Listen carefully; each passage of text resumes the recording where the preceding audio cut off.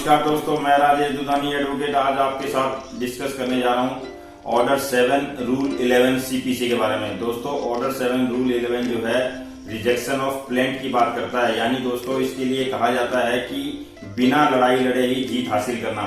यानी दोस्तों अगर आपकी 7-11 की एप्लीकेशन में कामयाबी मिल जाती है तो वो जो अपोजिट पार्टी ने प्लेंट या सूट जो फाइल की है वो उस 7-11 की एप्लीकेशन पे रिजेक्ट या डिसमिस हो सकती है। अब दोस्तों आप ये सोचते हो कि उनके कारण क्या है जो वो उस 7-11 की एप्लीकेशन पे डिसमिस हो जाती है। तो दोस्तों मैं अब आपको सिलसिलेवार तरीके से बताना चाहूंगा कि किन किन कारणों पे 7-11 की एप्लीकेशन लगाने के ऊपर में अपोजिट पार्टी के द्वारा दायर किया केस डिसमिस या रिजेक्ट हो सकता है। दोस्तों सबसे पहला जो कारण है उसमें cause of action. Cause of action एक बहुत महत्वपूर्ण इंपॉर्टेंट पॉइंट है दोस्तों। अगर किसी भी प्लेंट या सूट में कॉज ऑफ एक्शन मेंशन ठीक ढंग से नहीं किया गया है तो दोस्तों ये एक बहुत बड़ा कारण है किसी भी प्लेंट को डिसमिस इनिशियल स्टेज पे करवाने के लिए। दूसरा जो महत्वपूर्ण कारण है दोस्तों वो है अंडर वैल्यूड। अंडर वैल्यूड का मतलब ये है दोस्तों कि मान लीजिए आपकी प्रॉपर्टी मार्केट वैल्यू के हिसाब से 50 लाख की है और आपने उस प्रॉपर्टी की कीमत 30 लाख लगाकर और आपने उस प्रॉपर्टी के ऊपर में 30 लाख के हिसाब से कोर्ट फी लगा के केस फाइल कर दिया और अपोजिट पार्टी ने इस बात का ऑब्जेक्शन रेज कर दिया कि इसकी मार्केट वैल्यू तो 50 लाख है। तो दोस्तों इस पॉइंट के ऊपर आपकी प्लेंट को रिजेक्ट किया जा सकता है, लेकिन इस रिजेक्शन को आपको सुधारने का मौका मिलेगा ताकि आप इस रिजेक्शन को जो है किया जा रहा है तो आप इसको किसी भी पॉइंट पे सुधार सकते हैं। यानी कि आप उसकी वैल्यू को 50 लाख कर दें तो आपकी ये सूट फिर से जो है कामयाब हो जाएगी। तीसरा जो महत्वपूर्ण पॉइंट है दोस्तों deficient court fee. Deficient court fee का मतलब ये हो गया कि आपने जो भी सूट फाइल की है उसमें मान लीजिए आपकी जो कोर्ट फी बनती है वो 5,000 रुपए की बनती है और आपने उस कोर्ट फी को 3,000 रुपए ही लगाई है तो दोस्तों वो डेफिशिएंट कोर्ट फी मानी जाएगी और उसके लिए कोर्ट आपको टाइम देगा। अगर आप उस टाइम में आप उसको कंप्लीट कर लेते हैं तो ठीक है, अदरवाइज वो सूट आपकी उस ग्राउंड पे भी रिजेक्ट की जा सकती है। सबसे महत्वपूर्ण पॉइंट है दोस्तों बार बाय लॉ।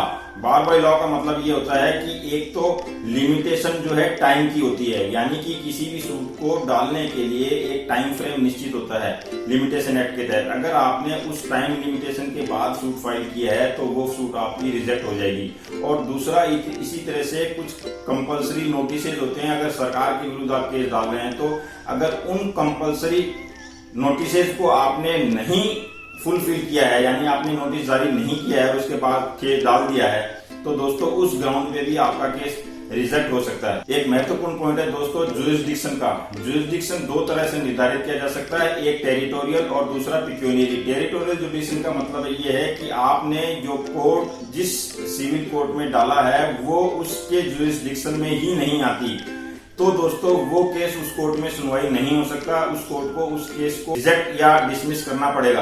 और उसी तरह से पिक्यूनियरी जुरिस्डिक्शन है, जैसे दिल्ली में सिविल जज के पास 3 लाख का पावर है और सेशन जज के पास में 3 लाख से अधिक और फिर हाई कोर्ट में 2 करोड़ से ऊपर का पावर है। अगर मान लीजिए आपने 3 लाख से ज्यादा का केस सिविल के कोर्ट में सिविल जज के यहाँ पे फाइल कर दिया तो दोस्तों वो वहां पिक्यूनियरी जुरिस्डिक्शन में नहीं आएगा, वो कोर्ट वहां से उस केस को जो है रिजेक्ट कर देगी। लेकिन दोस्तों इसमें एक इंपॉर्टेंट बात मैं आपको बताना चाहूंगा कि ये जो सारे ग्राउंड पे रिजेक्ट करती है, अगर इन ग्राउंड्स को आप रेक्टिफाई कर लेते हैं तो आप जो है इसको फ्रेश सूट के रूप में फाइल कर सकते हैं, वहां कोई बात नहीं है।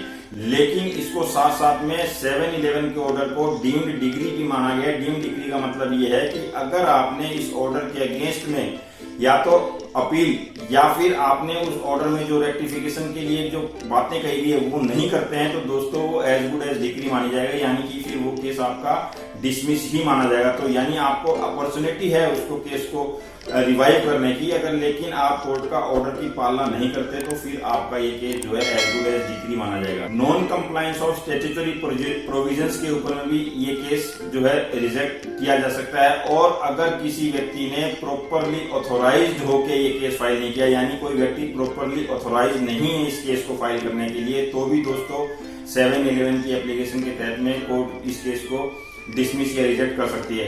एक इसमें बहुत महत्वपूर्ण बात यह है दोस्तों कि मान लीजिए आपने इसमें 7-11 की एप्लीकेशन नहीं भी लगाई है तो दोस्तों कोर्ट के पास में सुओ मोटो डिस्क्रिशन है प्लेंट को रिजेक्ट या एक्सेप्ट करने का, यानी 7-11 के पॉइंट पे कोर्ट जो है सुओ मोटो कॉग्निजेंस लेके केस को डिसमिस कर सकती है। दोस्तों इसमें एक बहुत इंपॉर्टेंट केस है कुलदीप सिंह पठानिया वर्सेस विक्रम सिंह जरयाल के जो केस में सुप्रीम कोर्ट ने जो जजमेंट दी थी दोस्तों, इसमें ये स्पष्ट रूप से कहा था कि कोई भी जो प्लेंट है वो 7-11 के तहत में सिर्फ और सिर्फ प्लेंट के कंटेंट के ऊपर में ही डिसमिस हो सकती है। 7-11 की एप्लीकेशन में जो कंटेंट्स हैं या फिर जो WS में डिफेंस दी गई उसके ऊपर में डिसमिस नहीं हो सकती। तो 7-11 की जो एप्लीकेशन है वो सिर्फ और सिर्फ उस प्लेंट के ऊपर डिपेंड करती है जिसमें अगर कोई कॉज ऑफ एक्शन नहीं है या जो अन्य डेफिशिएंसीज मैंने आपको ऊपर बताई है उनमें से कोई है तो डिसमिस हो सकती है। अदरवाइज 7-11 के जो डिफेंसेस है या फिर जो WS में डिफेंस दिए गए उनके ऊपर में नहीं डिसमिस की जा सकती। तो दोस्तों इस तरह से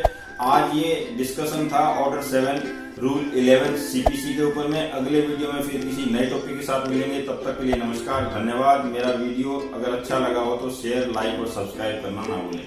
धन्यवाद।